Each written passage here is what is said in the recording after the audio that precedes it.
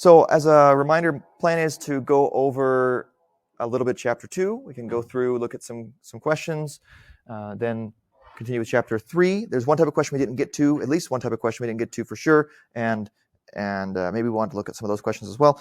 And then I'd love to flesh out a little bit the theory behind chapter 3, maybe this one video that kind of tells the story of the very part that we didn't get to, the degree of operating leverage, and I think it helps kind of connect this to the rest of the class. So let's start with chapter 2. Let's go to the chapter 2 quiz here. And wait, first of all, let me do some pointing out of things. We have the videos from class here under Panopto Video, and so far I think I've been able to put these up by the end of the day that they're recorded in. Here for the in-class version, I immediately save it, and it should go once it's done processing and rendering there by Panopto. So within a half hour to an hour, it should be up there, and then I'm able to get it. Maybe I don't know the system, Panopto system as well, but the way I have to do that, I have to download it as a MP4 and then upload it to the other class. They get it usually by the end of the day, and so I've got all the classes in reverse chronological order here that we've dealt with, and then the same videos also are the same YouTube channel that the old lecture videos are on. I also post them there about the same time they go up on the online version of the class. They go up on that YouTube channel. So there's a big playlist of this year's videos as well, if you want them all in one place. Or if you prefer the video, the user experience from YouTube, you might want to do that instead if you want. Oh, and the other thing I was going to point out is the files we complete here in class. I'm uploading them to the relevant module. So right now we have Tuesday's in-class worksheet. We're going to create another one for today as well. So that'll go up just at the end of class. I'll paste it right here. It'll just be right below. Okay, so chapter 2 quiz. Any particular style of chapter 2 question that you're not getting, or you think you would like to get another rep or two on, or a particular question you're like, I don't get this one? Yeah. Okay, let's see if we can find it. High flying. Oh, it's saying it's not in this one. Let's try and fetch again. What kind of question is that? Firm high flying. Does this look like it? Yes. Okay. Okay, so you just want to go over it? Okay. The firm High Flying Incorporated produces Zeppelins as well as an essential input for that product, hydrogen gas. Hydrogen gas on its own can be sold for a total of $150,000 in revenue, and Zeppelins can be sold for a total revenue of $1.5 million. All right, so we have an input that has an external market. That's the split-off point at which we could sell right then or process further and build Zeppelins to go around the hydrogen gas and produce a separate product. And we have two different sales revenue amounts we could earn from these. So high flying, we have sell now, we have process further, and with sell now, we are earning $150,000. Process further, $1.5 million. Now, producing the Zeppelin further, so processing further, requires materials and labor in addition to the costs of producing the hydrogen gas. So that we have some joint costs of the hydrogen gas, and we also have to do some additional costs to process further. The materials cost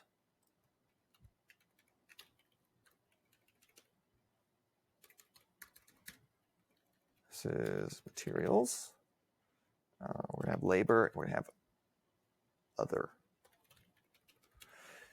$775,000 per month, $475,000 in labor per month, and it looks like $7,500 in other per month. The firm does not expect the Zeppelins to continue much longer into the future.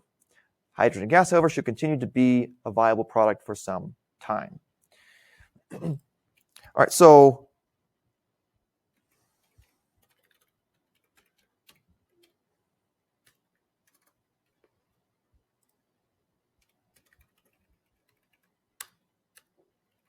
course, all these are 0. If we're selling right now, we don't have to process anything further. Now, there's some, maybe I didn't say this as a complete sentence. There are some joint costs that we don't know how much they are. But the key is that if we had a difference column here, the difference of those joint costs between selling and processing further would be 0. The cost of producing the hydrogen gas in the first place is the joint cost. You're going to produce that whether you just use the hydrogen gas or whether you're going to use the hydrogen gas and then encapsulate it with a Zeppelin for flying instead. Those are going to be 0. We don't need to know what it is. We just know that it's the same for both of these. And so comparatively, the difference between these two will be right. These exact numbers won't be right. The actual profit of selling as is that 150,000 minus whatever those joint costs are. But compared to process further is at 242,500 minus whatever the joint costs are. So comparatively, the difference between those two is going to be right, even though those actual numbers are not the profits we would get from selling or processing further. The difference between selling and processing further is right, and that allows us to do the relevant cost analysis. So the difference here, processing further is going to earn more by $92,500. Like we should definitely process further based on the relevant cost analysis, what we can do with the numbers that are quantifiable. So those tend to be short-term numbers. But there's an extra, looks like I have 2 sentences in this paragraph here, extra 2 sentences here where, we don't think the Zeppelins are going to continue much longer into the future.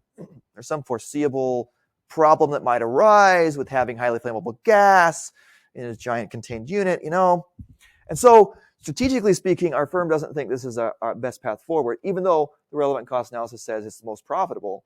We think, long term, we probably should just specialize in hydrogen gas. And so the answer choices are going to have a relevant cost piece and a strategic cost piece.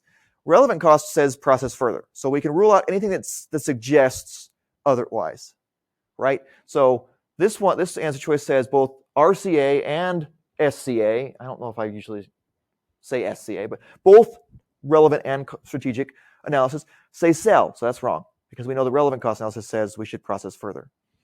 And this cell, let me highlight it so it's clear which one I was doing. I'm subtracting process further minus sell. So how much more do we earn from process further than selling?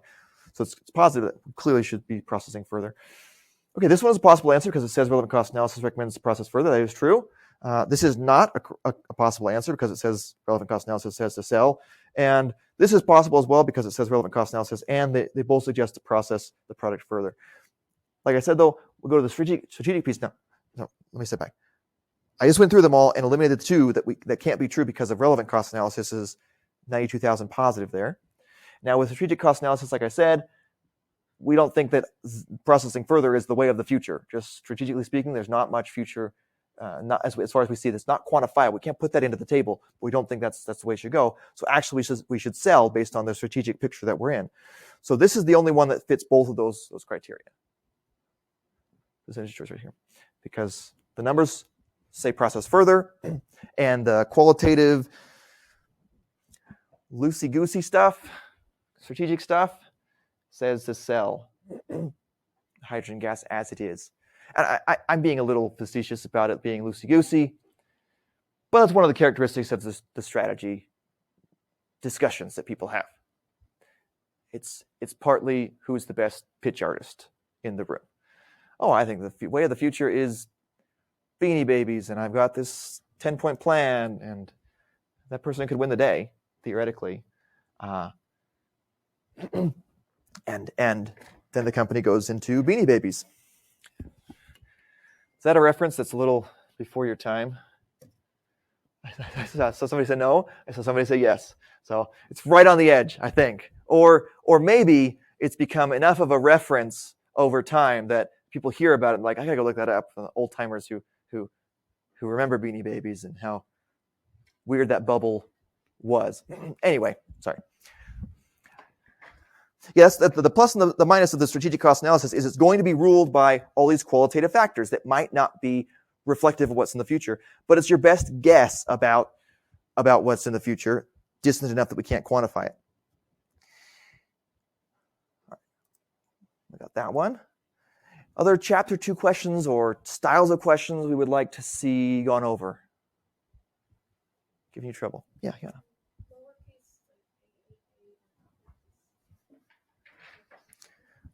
Yeah. I think we went over at least one version of that question. We can go over it again, though.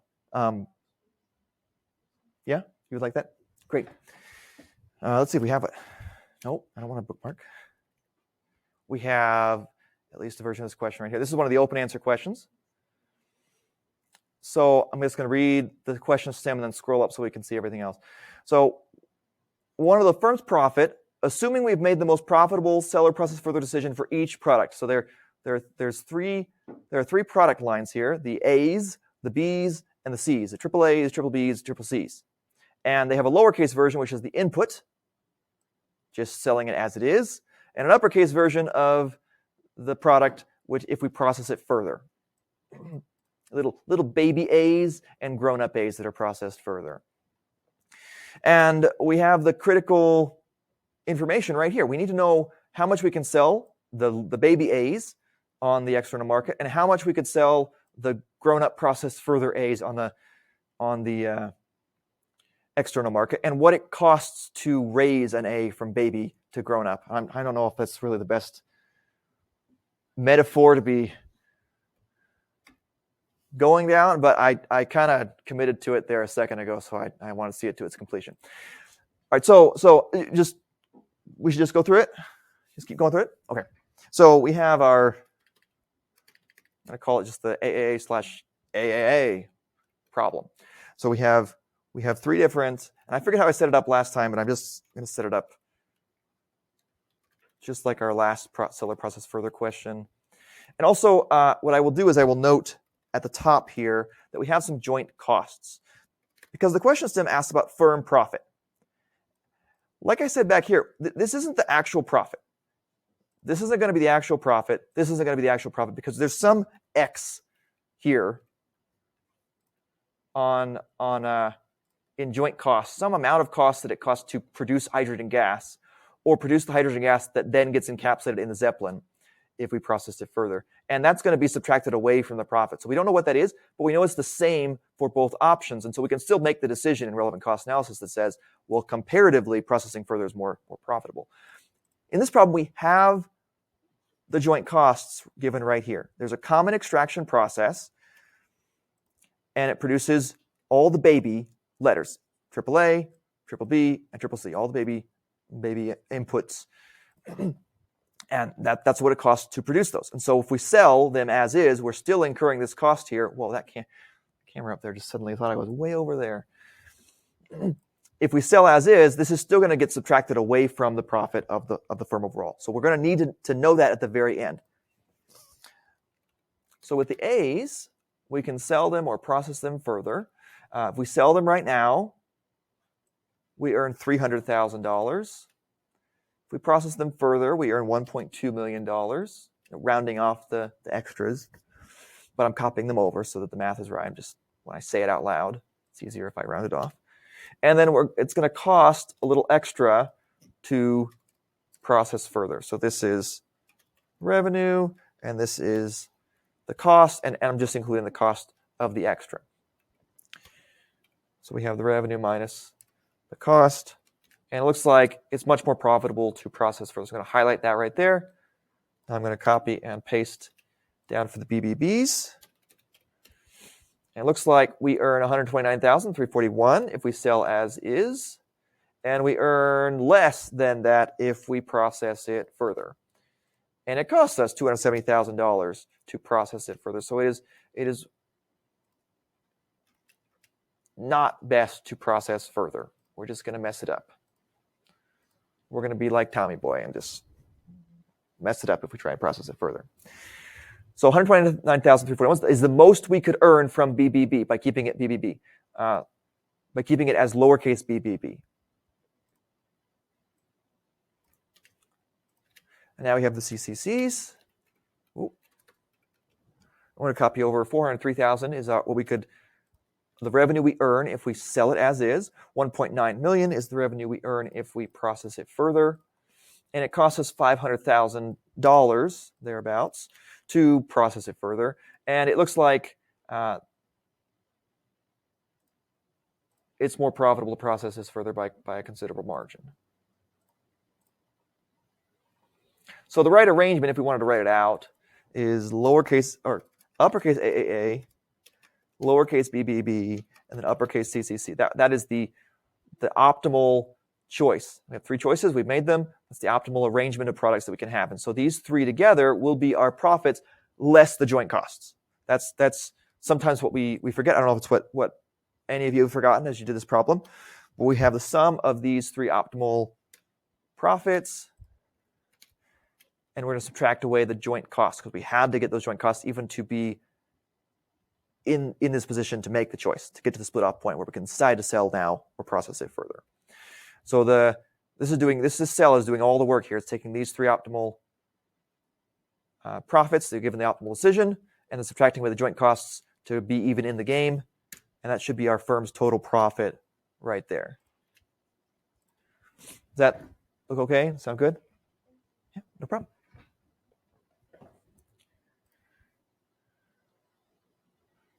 Okay. Let's maybe try one more if we want, chapter 2. And if there's more than that, maybe we'll try at the very end. And if we have to kick out the video I want to watch, we have to kick out the video I want to watch. The deadline is Friday for the quizzes tomorrow. So I understand that's more pressing than something like me wanting theoretical fulfillment. It's not as important. What other chapter 2 stuff we want? Got a lot of seller process furthers. Kind of different. Keeper drops are sometimes a little different. They should be easy, but I put those complications in there about brother or sister products losing revenue and unavoidable costs when you drop a line or something like that. Well, let's move on to 3 then. Chapter 3. I didn't see any takers on chapter 2. Let's make sure we got these 2 right, first of all. Double check. I think I got them right. And yeah, good. So let's go back to the modules and get to chapter 3, and we'll start. Let's jump into advanced CVP first. Let's see what we can do in here, and grab at least one multi-product question. And I think this is where the degree of operating leverage questions are, but I'm not 100% sure. Well, they might not be. In the first one? Okay, so we'll hit at least one of the multi-product CVP questions here, and then we'll go back to the other one and get degree of operating leverage. All right, I like this one. Is this okay to try? Great. Okay.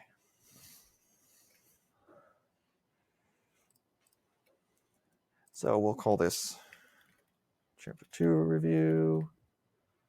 And then I think it's Shift F11. Yeah, there it is. We'll do chapter 3, advanced CVP review. All right, so now we have a firm. Looks like we're going to call this the recliner firm. And they have 3 products, one of which is a recliner. That's why I called it that. Second is a love seat. And the third is a sectional couch. And each of these is going to have a price that we sell it for. It has a variable cost. I'll just put V. And then from that, we can, of course, figure out unit CM. And then we're going to need a sales mix. And then we're going to have our composite unit CM in that column there. All right, so we have our recliner, $600 is our price. It costs us $350 in variable costs. I'll get the unit CM in a second. And we sell 1 in the sales mix down here. Apologize if I'm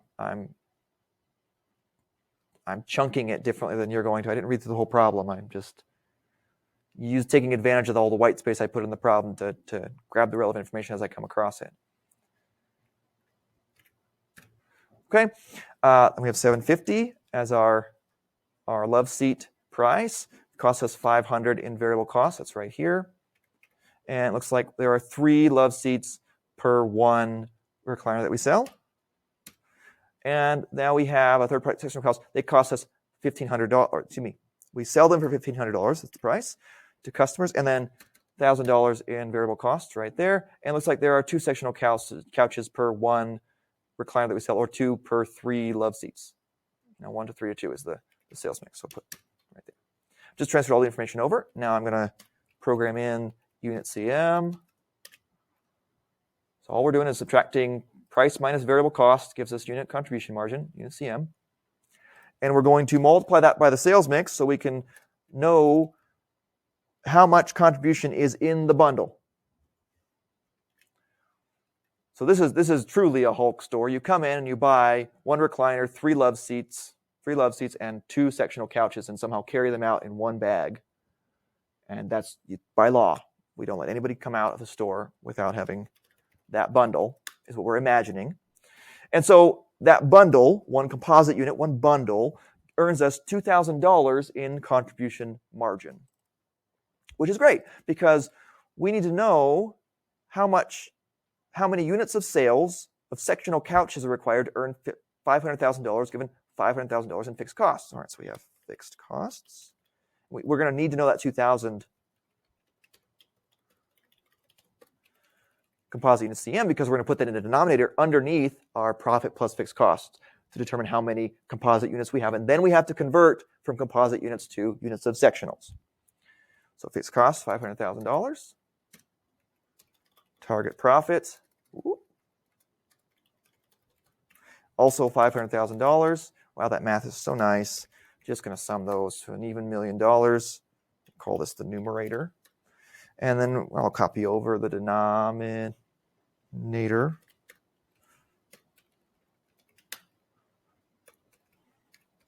And have them assume their respective roles. And these are composite units at target profit. 500. And look, 500 is right there. Just so tempting. Because you're on a time crunch.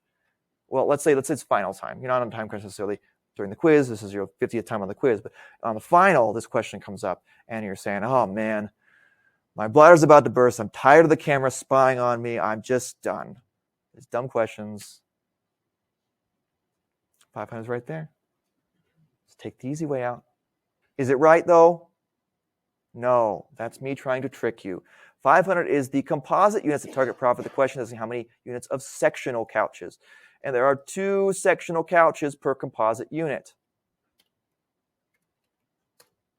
So I'm going to grab that. Sectional per composite unit, which means that for 500 bundles, we're selling 1,000 sectionals. So that's the right answer right there.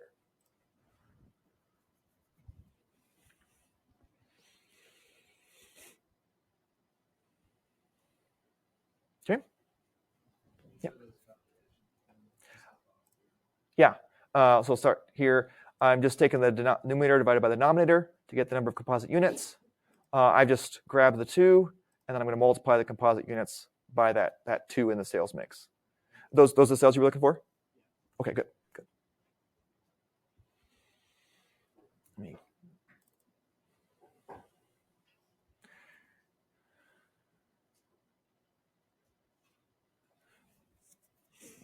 Told you at the end of class, some of you might be upset at my occasional disorderliness. And I look at this column and I say, why did I switch to the right-hand side being the labels? And then after the fact, I say, well, I was justified. I must have known in the back of my head that they're just going to be much longer labels, the bottom 3, so I just put them on that side so I could. That's the story I'm going to tell you anyway. Okay. Want to try another one? Another multi-product? I saw some yes. Okay. All right. Sunsuit. Let's see.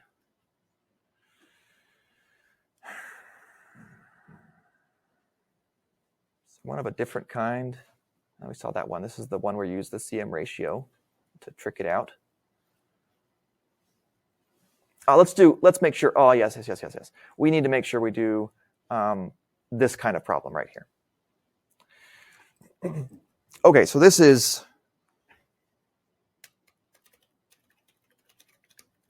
This is the three-product open answer question. That's what we're going to call it. P1, P2, P3. Okay, and we have sales price and variable price per unit for each of these. And we're going to go ahead and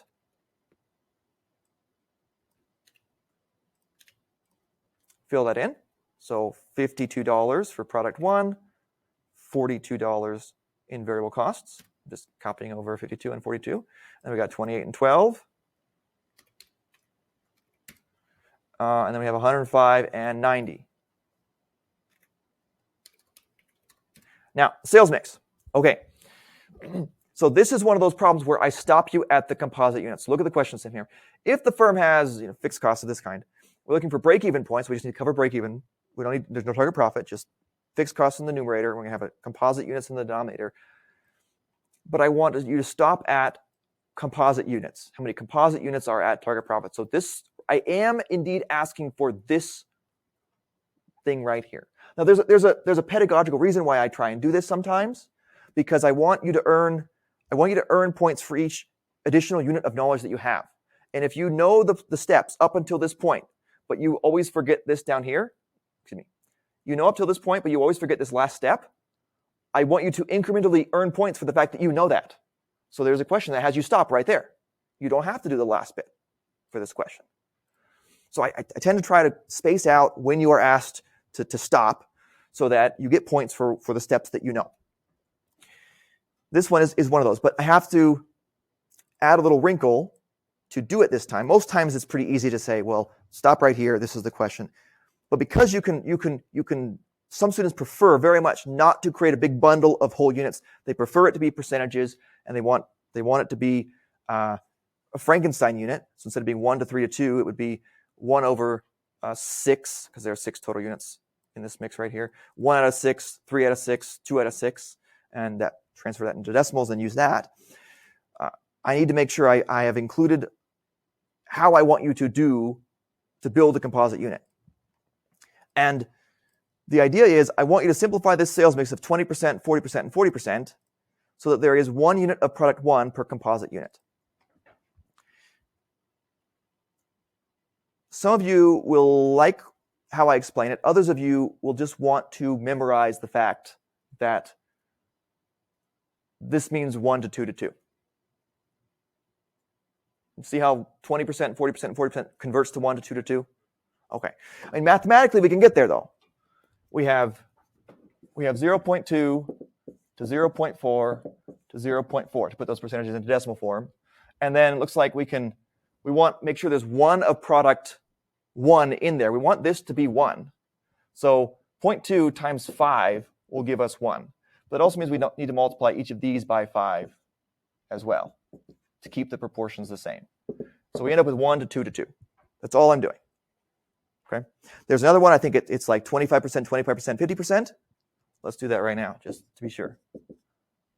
No, that wouldn't work. It's 25%, 25%, 50%. Because it has to equal 100% overall. Okay. And I think I also say product 1 has 1 unit in the sales mix. So looks like 25%. You multiply that by 4 to get the 1. It's 1 to 1 to 2. Okay. I don't want it to be more complex because I'm trying to make it less complex, but I think with this additional explanation, those problems pop and they're easy enough. So this is that kind of problem. So the sales mix here is that first one, 1 to 2 to 2, 20% to 40% to 40%, 1 to 2 to 2. Out of the 5 units here, 1 is indeed 20% of those 5 units in the sales mix per bundle. Of the bundle of 5 units, 2 is indeed 40% of that bundle of 5 units. And of the 5 units here, 2 would be another 40%, the final 40% of that bundle of 5 units. All right, so I'm going to update our sales mix, 2 to 2. All right, so I think all the equations should continue to work. I had a very simple equation here for unit CM. I just copied over from here if you didn't catch that. Copied it down. So yeah, it's price minus variable cost gives us unit CM for each of these products, 1, 2, and 3. And now we have the sales mix from right here, converted into 1 to 2 to 2, given this parenthetical guidance right here. And that means that per bundle, we're earning $10, just 1 unit of $10 from product 1. We're earning 2 units at 16 contribution per unit for product 2. So we have 32 total contribution for product 2. And then we have 2 units at $15 of contribution for product 3, earning total of $30 of contribution for each bundle that we have. And so we're going to sum those to get our composite unit contribution margin. And we can do the same thing as we have done here as well. I'm going to go ahead and copy over the idea. We've got to change the numbers. We have $119,470 in fixed costs. We're doing break even, which means what's our target profit? 0. Thank you. Yes. And so given the numerator is just the fixed costs right there, $119,470. The denominator is pulled from over here. It's our composite unit. Per bundle, we're earning $72 in contribution. That means we have to sell 1,659 bundles to cover that. 1,659 bundles, point such and such, to cover those fixed costs. That's how many bundles we have to sell. Now, there is an additional wrinkle to CVP that's always mentioned, and a number of you remember it very well, so I'll cover it now. You're supposed to round up, right?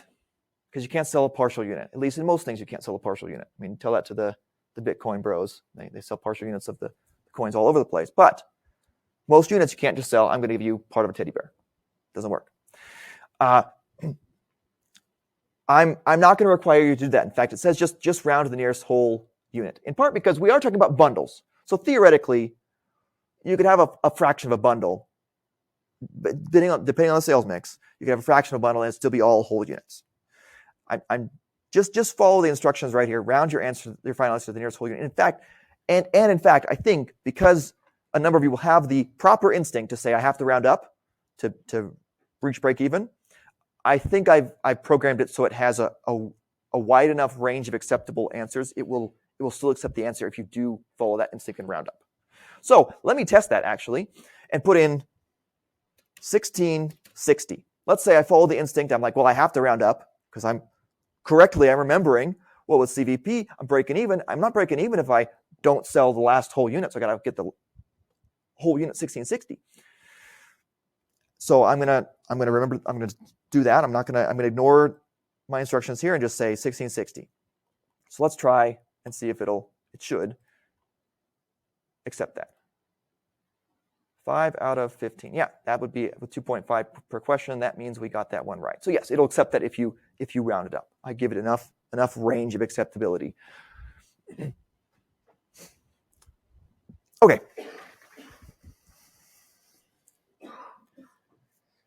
Let me jump to a degree of operating leverage, and then we can bounce between and do what you want with the quizzes if you have specific questions. So, modules.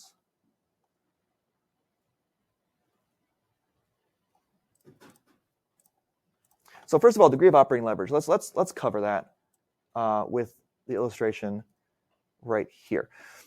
So I didn't have the Microsoft Paint prowess to make a funnel, so I made a little triangle thing here, which I could actually make. So but you can think of it as a funnel. We're funneling down from top line sales to bottom line profit. So we have top line sales. We take away our variable cost, which is this triangle right here, variable cost per unit times the quantity of units, and then we end up with contribution margin. Total contribution margin is total sales minus total variable cost, which is what's right here. Okay, and then we're going to go one step further down from contribution margin to profit by taking away the fixed costs, and that's this triangle right here. Take away the fixed costs, you end up with profit.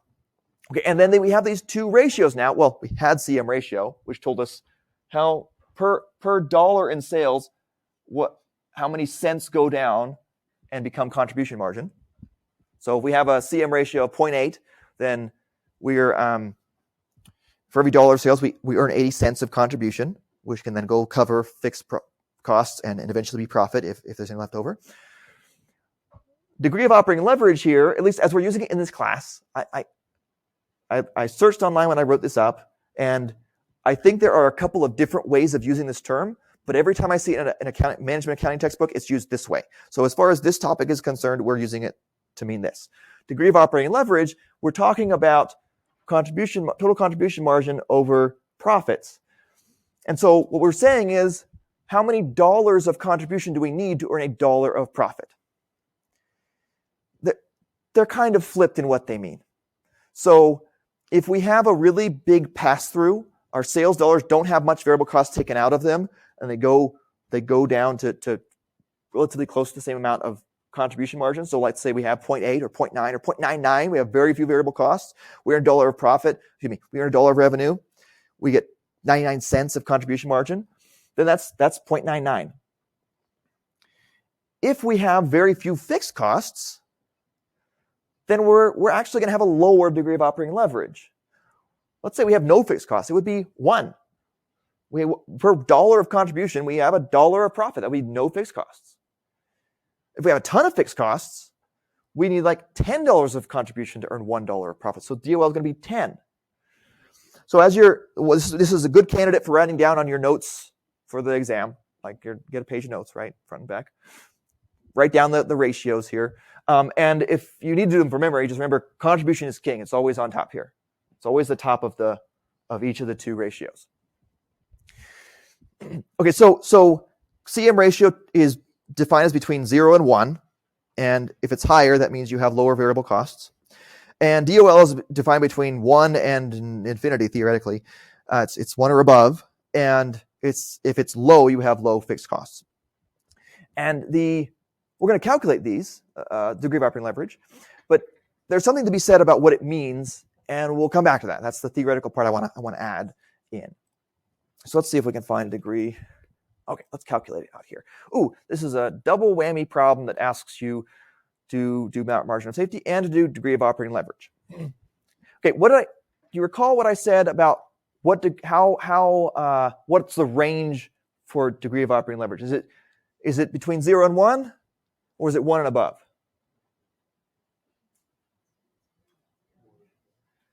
0 and 1 CM ratio, actually. It's the one that's 1 and above. DOL, degree of operating leverage, is going to be 1 if you have no fixed costs. If for every $1 of contribution, you get $1 of profit. And if for every amount of fixed costs, it gets bigger and bigger and bigger. You need more and more dollars of contribution to get through to be $1 of profit, the more fixed costs you have. So it goes from 1 and above. So can we rule out some answer choices here? Yep. 1 and 4, or A and D if you prefer. That's impossible. You can't, unless you have negative fixed costs somehow, in which case, please contact me. I want to go into business with you. You can't have 0.375 for your DOL. So we know the DOL is 2.667. Spoiler alert. But let's calculate it anyway because we just love this stuff. So because I labeled it this way, I'm going to stick to it.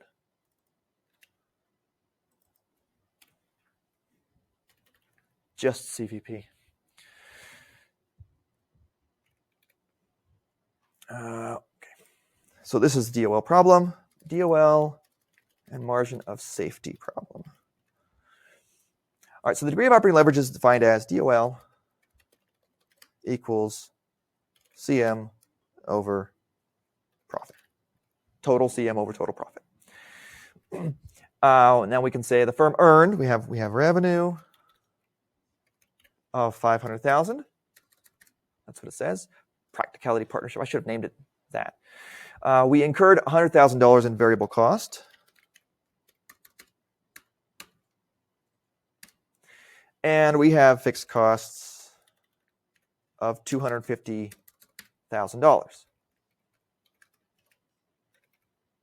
There we go. So our total contribution margin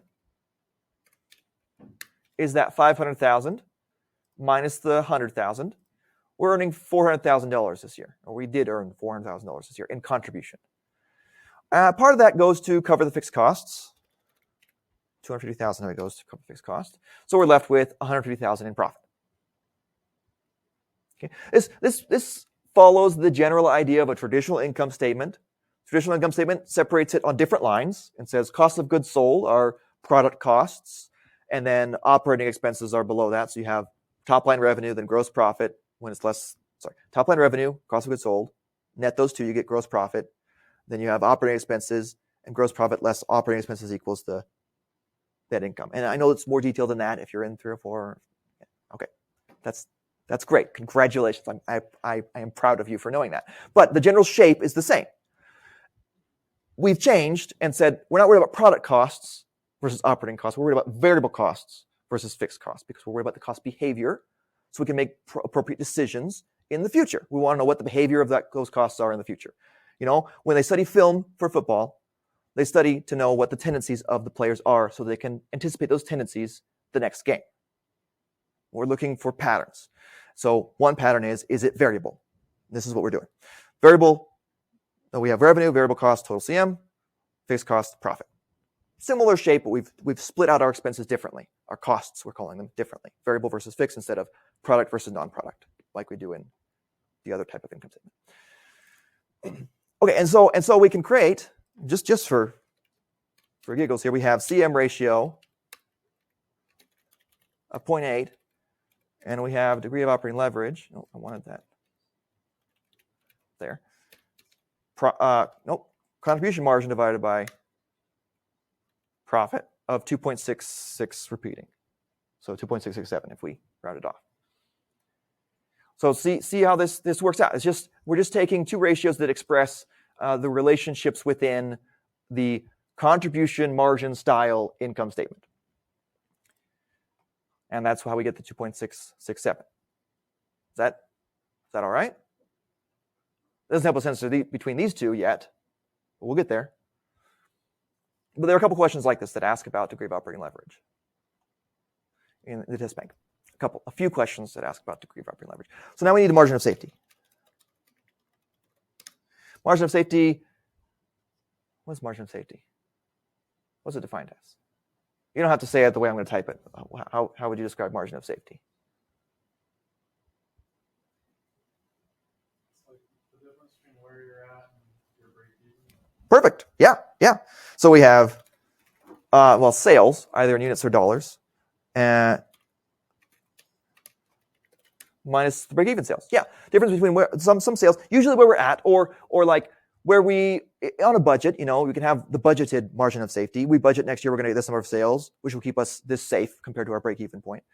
But yeah, where we're at or where we project to be minus our break-even point or what we project to be our break-even point. So we need to figure out our break-even point here. We have a CM ratio of 0.8. And so if you recall, way up, we can take CM ratio. Oh, one more down. We can take CM ratio to get the sales required at break even, which is this break even sales right here. So fixed cost divided by CM ratio will give us the sales at break even. And we have our current sales, our current revenue is 500,000. So break even sales, fixed costs divided by CM ratio. So break-even point is sales of 312,500, which is one of the answer choices on our quiz. Which is one of the answer choices on our quiz. Is it right, though? No. Oh, boy, the temptation strikes again. Professor hoodwinked you. So no, this is the break-even point, and you successfully calculate the break-even point, which you know is a step on getting margin of safety, but that's not how far away from break-even we are. That's what margin of safety is. 312,005 is break-even point. It's not margin of safety. Margin of safety then is this 500,000 minus the break-even point. So I jumbled a couple sentences there, so it wasn't as clear when I said it, but does it make sense how we got there? Anybody want me to restate it a little more clearly? Or have a question? Yeah. What's the formula for the CM ratio? It is CM over revenue. And that can be either on a unit basis or on a total basis. It'll be the same ratio.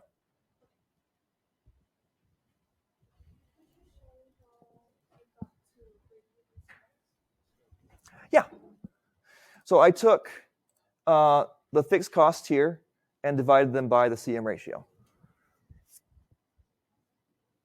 And that gives us the total sales revenue we need to break even, given our cost structure here.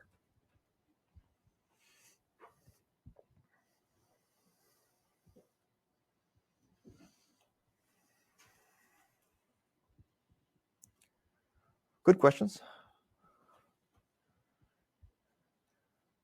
All right. I feel like we have probably done a decent array of questions that will have and will help prepare you for the quizzes. I hope you've all attempted each of the quizzes at least once already. Due date again is Friday, end of the day tomorrow. So it's hard to pack it all in at once, all in one day or in just a day and a half or whatever. So in future weeks, if that's not the case for you, in future weeks, I would suggest you get ahead of the curve a little more than you have. If it is the case, then congratulations. Yeah, I think that's the right approach to it. Get started as early as possible, and at the very least get a taste of the flavor of the questions and what kind of things I'm asking from the textbook or from what we talk about here in class. You can always get that initial sample and stew on it, kind of get that as background information as we go through examples in class or as we go through principles and concepts in class. It can still be beneficial. And so what I said that I think we've gone through a decent collection because I think I'm ready to move towards the last little piece of lecture of chapter 3, which I excised from what I was going to do Tuesday to be here, so we could front end as much as possible explanation of problems or going over problems. But if you still have a particular chapter 3 problem you would like to go over, this is also a good time for that. Yeah, Caleb, and you also had well, actually, you're going to head out, right? What's the question you got? And then we'll get to you, Caleb.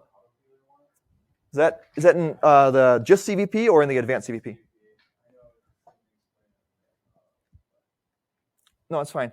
I'm sorry. I asked you and I talked right over you when I asked you. Is it in the just CVP or it's just the CVP one? Okay. So this one right here. Is it avocado? Oh, not there. Here. Oh, okay. This the one? Okay. So this goes to prove that I was incorrect when I said we've got a decent, or did I? Have we gone over special order problems? We did a special order price problem. Okay, one. That's a fair point. And this is what that is. Okay, this is the right one. Okay. All right. Just want to go over it, or is there a specific? Sure. All right. So we have comfortably layered, specializes in commemorative avocado peelers for large gatherings of millennials. There's a little flavor in some of the questions. Okay, it's boring to write questions. I have to do something so I'm not banging my head against the keyboard. The firm typically sells avocado peelers for $10 each. Each avocado peeler costs $3 in variable cost, which means the contribution margin is $7. Thank you very much. $7 per avocado peeler that we sell. We'll need that later. Organizers for one such gathering need 2,500 units for their order. All right, so let's start putting in some data here. Avocado peelers. Oh, I'll call it comfortably layered. We know price, we know variable costs, and therefore we know unit CM. And now we also know Q, the quantity of the special order. So 10 and 3. The quantity is 2,500. Okay, let's keep reading. There are two unique circumstances with this special order. So first, this is all going to go in the fixed cost of accepting the special order. The order requires a special mold that costs $4,000. Okay, so we have some lump sum fixed cost. And secondarily, the firm only has enough excess capacity to produce 1,250 units of the order. We need 2,500 to complete the order. So we can fill half the order just with excess capacity, but then we're going to have to kick out regular paying customers at $7 of contribution per customer to fill the rest of the order. So bring that over here, indent it a little bit. We'll do F lump sum, I'll call it. And then we have F lost contribution margin. So we have the 2,500 we need. We have 1,250. This is a Q. And 1,250 is the excess capacity. And so lost sales in units here. I'll scroll up a little bit. Is the difference here. So looks like we can fill half the order with excess capacity.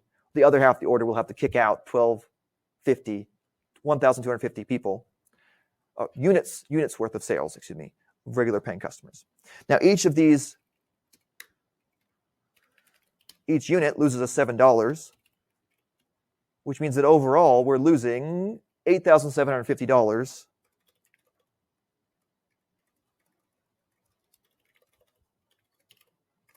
by accepting the order in contribution margin from regular paying customers. All right, now the floor price is figured as this equation here. The minimum price we'd accept just to figure out starter negotiations. What's the minimum we would accept for this special order is going to be variable cost. I know it's at the end of the equation, but I'm going to cover it first. We got to cover a variable cost of $3, but then in addition we have to cover over the course of the whole order all the fixed costs of accepting that order. So we have here, it looks like $12,750 of fixed cost between lost contribution margin and the lump sum special mold we need, the $4,000 for special mold we need in fixed costs. And so over 2,500 units, we're going to have to cover that 12,750, which is what this F over Q represents. So we'll label this F over Q, sum of the two F representatives divided by Q. So each peeler has to cover $5.1 of the 20. Each one peeler out of the 2,500 in the order has to cover extra $5.1 so that we break even on the special order, given these extra fixed costs of accepting the special order. Keep saying it slightly different ways. Hopefully that's helpful and not more confusing. So I've just taken V, copied it over, and I've done F over Q, which is the fixed costs here divided by Q. If you prefer, I could put a comma there instead of colon.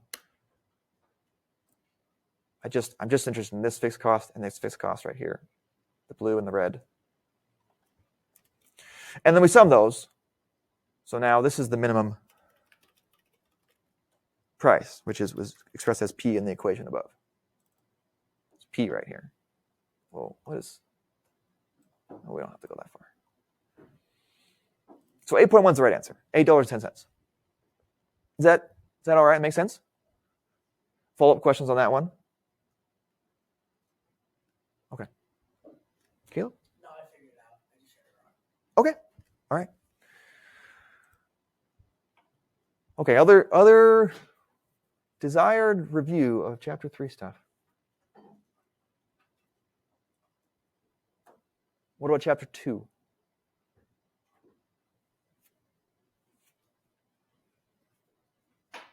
Okay. So, oh, yes. Was this one in the advanced or the normal? That was in the normal, the just CVP. I'm pretty sure, yeah. Yes. And just for completeness, let's make sure we got these two questions right. 6 out of 15, good.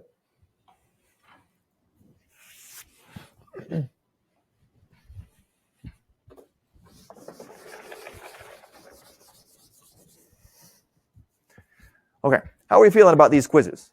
It's the first time they've been due this coming tomorrow, and that's the pattern we're going to have throughout the course here of the quizzes, and they're due at the end of the week. I am making progress getting those ones for chapter 6. It's 4 whole weeks of quizzes that if you're trying to work ahead, you're going to hit a wall there after a couple weeks now. I'm working on getting those ready, and they'll be available, and then chapter 7 will come after that and be available. So let me talk a little about some of the theory about specifically this triangle thing going on right here. Now, it's not required by any law. It's not required mathematically. It's not required in any equations, but it is practically it is in practice kind of required, logically required, that you're going to trade off variable costs and fixed costs. And there tend to be these specific situations when you do that. So what that means is usually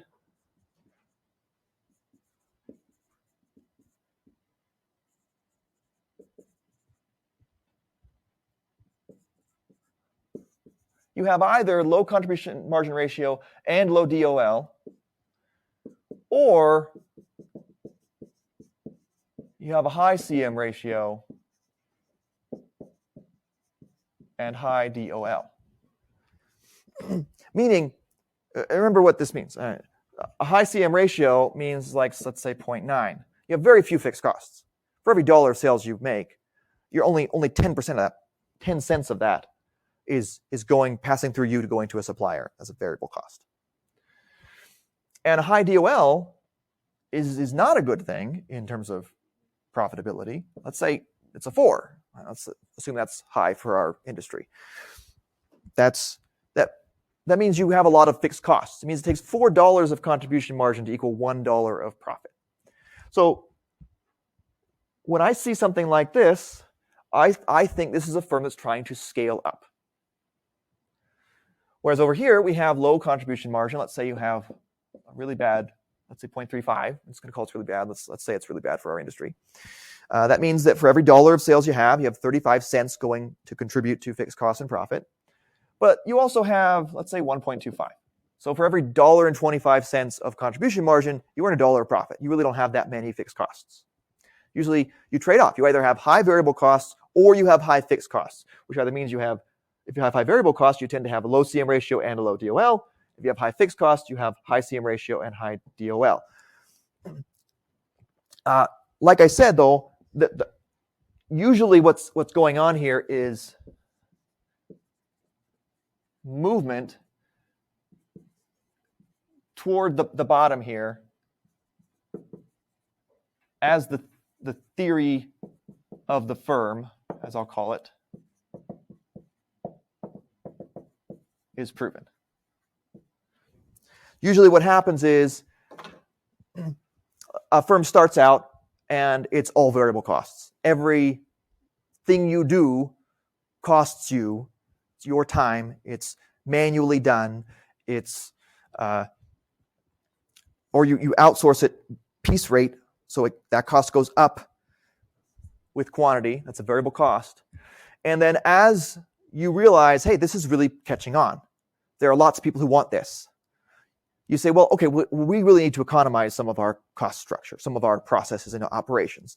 We need to invest in like a salaried worker, a fixed cost, who's going to do a lot of these things instead of us outsourcing it or doing it piece rate. We need to buy equipment that can do this in a more automated fashion. We need to get a lot of debt so we can create a distribution channels that will scale us up. That debt is a fixed cost. And so usually you have movement from here to here. And there's this little video that I clipped out of Shark Tank. Anybody heard of the TP? I'm not seeing any nods. Good. It's from a few years ago. But let's see if I can get it to play. I might have to. No, it's not playing.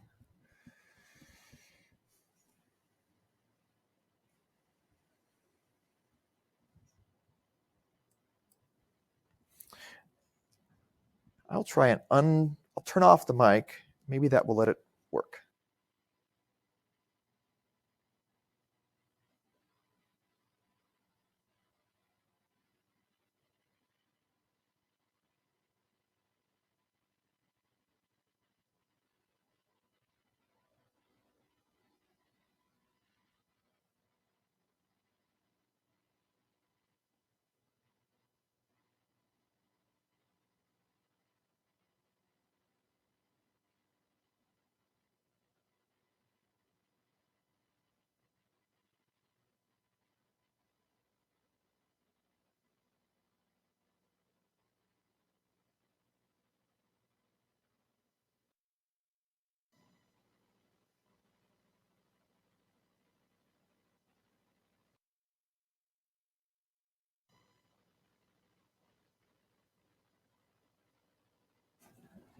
Well, all right, there we go. Until I got my filler word, I wasn't going to trust that it picked up anything. I guess we're going to forego the video, and I'll just tell you what it says, which will be so much more entertaining. Right? Everybody likes that. Yeah. Sarcasm is my first language, I think. So the tree teepee. So here's this farmer. His name is John. Johnny. He comes to the sharks. We've seen Shark Tank before, right? Or at least we know the concept. These investors, angel investors, sharks, proxies for venture capital, if you will, or whatever. They're there deciding whether or not to invest in these businesses. They give a pitch. It's good drama. It's good TV. And great. So Johnny here has the tree teepee, and his basic pitch is it's his cone of plastic that you put around the base of a tree so that when you irrigate the tree, all the water stays confined around the tree. It doesn't spray off with wind diffusion. It doesn't spray off because the sprinklers pointed the wrong direction, and that's going to save a good amount of money. And so he has a business, and he's doing his business, and he likes what he's doing, and he thinks he can come to the sharks and get some extra money to scale up the business. The price point, without the video, I'm not sure I remember the price points off the top of my head, but he has this particular price point, and the sharks go back and forth with him about this price point. Let's just say it's like $5. He charges about $5, and it costs him $1.50. He says a couple different figures throughout the video, so I'm never really sure exactly the amount his costs are. But let's just say $1.50 or something like that. So he says, "Look, I've got $1.50 in variable costs, and I sell it at $5 per tree teepee that I sell." And it's in the course of discussing the benefits of this tree teepee that they realize he's not doing business. It's not a very big business. It's very small. He says, "Look, you save money on fuel, you save money on fuel, like to pump the water, because you're not pumping as much water to still irrigate the same number of trees." And then Mr. Wonderful, Kevin O'Leary, is that his name? Mr. Wonderful. That's why you get yourself a moniker like that, so everybody remembers that. If they don't remember your name, they will remember Mr. Wonderful. He says something like, "And you're going to save on money, or you're going to save money on water as well, right?" And he says, no, we don't do that, because I'm just in 3 counties in Florida. That's all I am. And he's, Kevin O'Leary's out in California, where they do charge you for the water more than they would over in Florida or other eastern U.S. places where it's just dripping wet. So this is definitely a story of scaling going on. So they go back and forth with him saying, "Can we raise this price up?" And that's the TV part of it. He feels morally conflicted, because he's like, "Well, I'm selling to farmers, and I feel like that would be unethical," and so on and so forth. But they're saying, "Look, business-wise, we can't invest in you unless it does go up, at least a little, because we need to scale it. We have to cram in some fixed costs, which will drive down some of the variable costs, and we're going to trade off that way. We want you to move from here to here because we think the idea has a lot of merit. We think you're going to have big customer value to these tree farmers. They're going to really want this product, and so we think you can charge a higher amount for it." That's the differentiation idea. We think they're going to get so much out of it that you can raise the cost to them at least a little bit, and they're still going to have a higher overall benefit from this, because we have to do that if we're going to fit in the fixed cost distribution channels and salespeople that we're going to have to salary and hire. So what I'll do is I'll post the video. I think it's pretty entertaining. And at the very end, there's a guy with a ponytail. I don't know his name. He's filling in for one of the normal sharks. And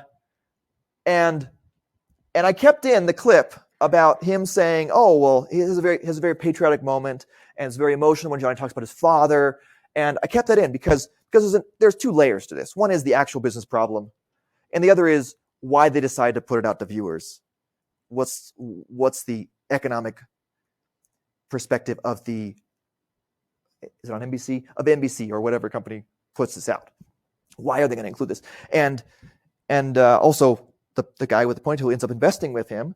I think you can probably Google and see how it went. I think last time I checked a couple of years ago, and I think it had grown a little bit at least. It seemed like it had scaled up somewhat. I'm not a tree farmer, so I'm not in the know about it specifically. But anyway, he ended up investing in it, and I tend to point out, I say, look, I want to believe him when he gives his patriotic speech about the importance of farmers. I also know that it's beneficial to him to say, oh, well, you know what? If I really ingratiate myself with the audience, largely an American audience, then maybe I'll get more gigs on the show here and so on and so forth. So anyway, there are a couple layers to the clip. I find it pretty interesting. And I want to drive home the point that what they're arguing about is certainly moving the price up, but it's because they're trying to take him from a low CM ratio, low DOL, to a high CM ratio, high DOL firm, because they think it has merit. You want to the way I often phrase it is, you want to lock in those you want to lock in your value proposition. If you've got a really winner of a value proposition, you want to lock in with fixed costs. You want them to get to the point where the fixed costs are going to move like this as a stepwise motion, right? Eventually you'll have to step up or whatever. But you're saying, I think we're right here and it's going to grow. The quantity is going to grow. And I want to get this economy of scale right here where we've invested in the fixed cost and the quantity has grown quite a bit so that the revenue is going up. I want this. I want to be right in the corner here where we've made a big investment and the revenue has grown considerably. I think it's going to grow. You want that economy of scale. So that was just as entertaining as Shark Tank. Yeah. We should just cancel the show on this. I'll talk over it. All right, well, that's it. Email me with questions about Chapter 2 or Chapter 3. That's fine. I will try to get back to them as quickly as I can. I know the deadline is, and so I try to have my antenna out and be very quick in responding today and tomorrow. Don't push that too far, though. Don't email me at 11 and then be mad that I don't get 11 on Friday and be mad that I haven't responded by midnight. Like there's a point of diminishing returns. Yeah. Well, let me